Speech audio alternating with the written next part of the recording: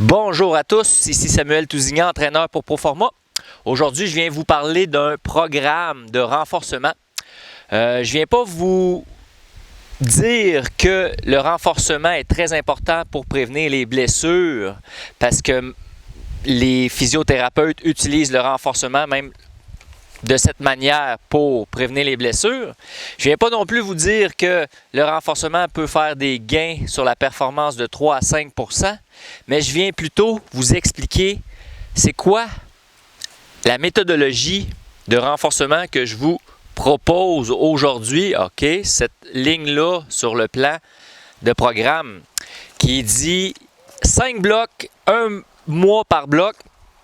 On commence par l'endurance isométrique, endurance isotonique. Ensuite, on va travailler en force maximale, en puissance maximale et en endurance de puissance. OK?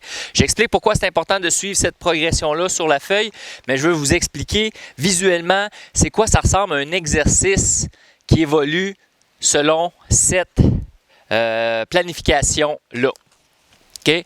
Ça peut être n'importe quel exercice, ça peut être un push-up, ça peut être un exercice de renforcement des mollets.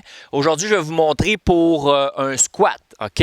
Un squat en endurance isométrique. OK? Il n'y a pas de mouvement, en fait. Fait qu'on va faire une position de squat qu'on va maintenir le plus longtemps possible. OK? Ça le dit endurance. Donc, on va maintenir pour, en fait, la durée qui va être inscrite dans le plan. Donc, on a la squat en version endurance sans mouvement. Ensuite, on transforme le squat en version isotonique, donc avec mouvement. Mais en endurance toujours. Donc, on va aller faire le mouvement au complet, descend et monter, autour de 16 à 20 répétitions. OK? Si c'est facile, on va mettre une charge ou des poids pour adapter le squat à notre niveau. Ensuite, on passe en force maximum.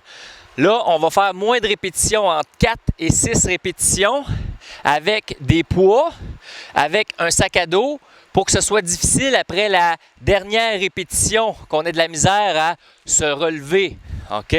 Force maximum, ça peut être aussi une variation de cet exercice-là, c'est de faire le squat sur une jambe. OK? Et de 4 à 6 fois, on ajuste le niveau et on fait l'autre côté ensuite. Ça, c'est la force maximale. Ensuite, puissance maximale. Là, on commence à être de plus en plus spécifique à la course à pied. Fait qu'on ajoute du mouvement, on ajoute de l'explosion. En puissance maximale, on veut aller faire le squat le plus haut possible. OK? On peut prendre une marche. On va essayer de sauter le plus haut possible en puissance maximale et on peut redescendre et ressauter le plus haut possible. C'est un exemple, il y en a d'autres. Mais là, qu'est-ce qu'on veut? C'est pas beaucoup de répétitions, mais le maximum de hauteur possible dans le cas du squat. Et finalement, le dernier bloc, en endurance de puissance. On a développé notre puissance maximum, on va développer notre endurance. OK? C'est pas pareil comme si on développait tout de suite notre endurance de puissance. On aurait moins de puissance maximum, donc on développait une endurance sur une plus faible puissance maximale. Donc c'est important de développer tout ça dans l'ordre pour qu'après ça, on arrive en plus spécifique à la course à pied et on travaille une meilleure puissance pour notre endurance. Dans le cas du squat, ça pourrait être une série de sauts sur place avec le moins de temps de contact possible au sol et on maintient ça pour la durée demandée.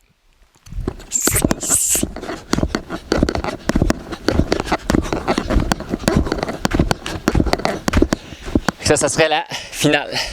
Donc voilà, c'était l'exemple de l'évolution de la planification selon les différentes catégories de force.